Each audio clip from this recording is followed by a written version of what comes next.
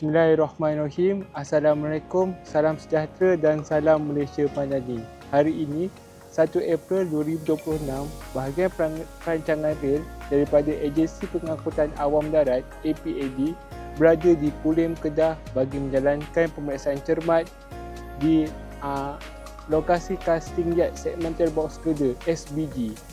Rawatan kerja ini disertai oleh pihak kontraktor SRS LRT Sdn Bhd bersama dengan pihak MRT Mutiara Sdn Bhd. Tujuan pemeriksaan ini adalah untuk melihat proses pembuatan SBG serta meninjau kualiti pembuatan komponen struktur utama iaitu SBG serta memastikan pengawalan teknikal dipatuhi mengikut garis panduan yang telah ditetapkan.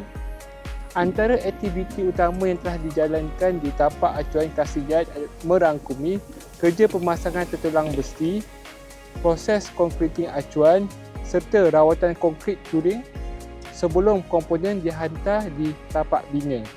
Pemeriksaan rapi ini amat kritikal bagi menjamin kualiti pembinaan dan kelancaran fasa pembinaan pada masa akan datang.